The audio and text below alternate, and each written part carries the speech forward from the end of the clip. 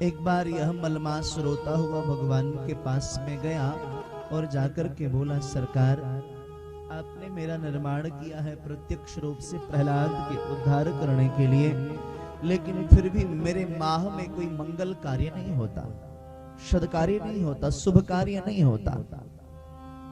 कृपा करिए कि मेरे माह में भी शुभ कार्य हो। लोग हमको मल कह करके त्याग देते हैं, छोड़ देते हैं।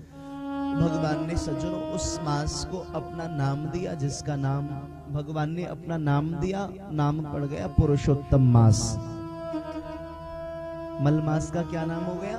पुरुषोत्तम मास। भगवान ने अपना नाम दे दिया और कहा, सुनो, आज के बाद जो भी जीव आपके मास में सद्कार्य, धर्म कार्य, पुण्य कार्य करेगा, महाराज वो अनंत गुणा अधिक फलदायी होगा, अनंत गुणा अधिक फलदायी होगा। 3 वर्ष में एक बार यह अवसर आता है। इस बार 2020 में मलमास लग रहा है, पुरुषोत्तम मास।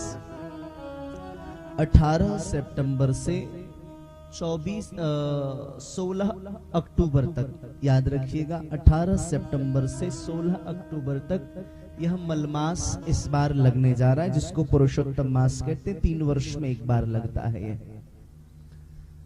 प्रतिवर्ष संस्था किसी न किसी तीर्थ स्थल में कथा करती है, जिससे जितने जुड़े हुए लोग हैं 352 दिन कुछ भी करे, 7 दिन किसी तीर्थ में बैठ करके अपने चित्त को व्यवस्थित करें, मन को शांत करें, कथा श्रवण कर अपने जीवन को कृतार्थ करें, इस कामना को लेकर के किसी तीर्थ में कथा होती है।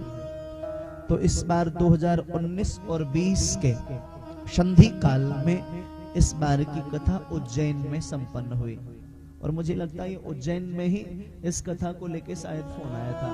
हाँ? मैं महाकाल में था और मैं जल्दी अननोन नंबर रिसीव नहीं करता, लेकिन उस दिन जैसे ही फोन आया और संयोग से मैंने बाबा का पूजन किया था, प्रातः काल अभिषेक किया। बाबा का जल्दी दर्शन नहीं मिलता वहां, लेकिन आयोजक कमेटी में बाबा मंदिर के, महाकाल मंदिर के समिति के लोग भी थे, तो नित्य हमारा बाबा के दर्शन और अभिषेक के लिए जाना होता था। जैसे आया तो उसी समय इस आयोजन को लेके फोन आया, तो एक बार तो मुझे लगा कि भाई कैसे हो सकता है करके, अकेली मैया की इच्छा है, पर तुरंत यह मन बोला कि नहीं नहीं, बाबा के पास से आया हूं और उसके बाद फोन आया, इसका मतलब बाबा ही चाहते हैं कि आयोजन हो। भगवान ने कहा हिरण्यकश्यप से, हिरण्यकश्यप मैंने तेरे लिए 13वें महीने का निर्माण कर दिया और उसका नाम है पुरुषोत्तम मास। हिरण्यकश्यप एक बार तो उदास हुआ, फिर मुस्कुरा के बोला, सरकार आप फिर भी नहीं मार सकते। बोले क्यों?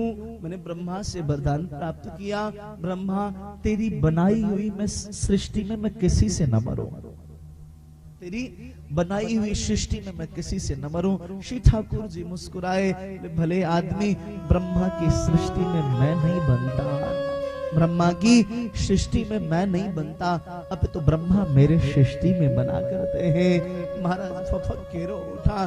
भगवान ने कहा, मुझे देख, आज मैं तेरा उद्धार कर दूंगा। जैसे देखा है निगाहें मिली हैं, फर फार के पेट सर्र से आंत निकारी। प्रभुदत्त ब्रह्मचारी जी महाराज कहा करते थे, फर फार के पेट सर्र से आंत निकारी, गले माही माला समडारी, रक्त बिंदु से रंगे केस अति सुंदर लागे। देख भयंकर रूप असुरगण भयते भागे।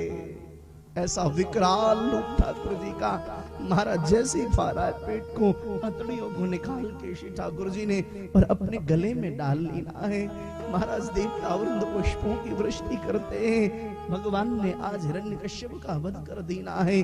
सज्जनों, हमारे हृदय में भी एक हिरण्यकश्यप बैठा है, प्रमाद के रूप में, विकार के रूप में, जो साधना नहीं करने देता, सद्कार्य नहीं करने देता, समय का सदुपयोग करने नहीं देता।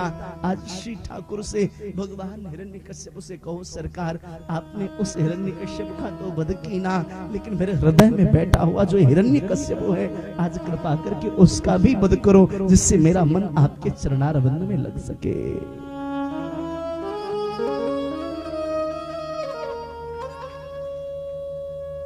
सारे देवताओं ने मिलकर सज्जनों स्तुति की, बड़ी श्रद्धा पूर्वक, बड़े ही भाव पूर्वक स्तुति किया है, लेकिन श्री ठाकुर जी का क्रोध शांत नहीं हो रहा। महाराज नारद समझ गए चक्कर क्या है। प्रहलाद जी को जाके कहा, रे तेरी रक्षा के लिए श्री ठाकुर जी आए, तुझे देखने के लिए व्यग्र हैं, तू चलना एक बार। सज्जनों, भगवान के सामने आने से समस्त देवता वृंद भी भयभीत हो रहे। भगवान का प्रणया नलसम श्वास, मेघ गर्जत और तरजत, ऐसा लग रहा है कि प्रलय आने वाला, ऐसी सांसें उनकी। प्रलया नलसम श्वास, मेघ गर्जत और तरजत, पृथ्वी भयाकुल हो रही है, देवता भयभीत हो रहे, क्या होगा। लेकिन प्रहलाद को जैसे कहा, वाह रे विश्वास, एक बार भी सज्जनों भय न लगा। श्री प्रहलाद जी हाथ जोड़ करके परमात्मा के सामने आकर के खड़े हुए, प्रणाम करने के लिए जैसे उद्यत हुए हैं। श्री ठाकुर की करुणा भरी दृष्टि प्रहलाद के मस्तक पे पड़ी। श्री ठाकुर जी ने प्रहलाद को उठाया है, अंक में भर लेना है, भर के अंक में बड़ी सी जीवा निकाली है, निकाल के जीवा प्रहलाद को श्री ठाकुर चाटने लगे। कथा गाते गाते सुखदेव भावुक हो गए। परीक्षित, बंद करो नेत्र को, देखो इस दृश्य को। भगवान बड़ी सी जीवा निकाल करके कैसे प्रहलाद जी को चाटते हैं।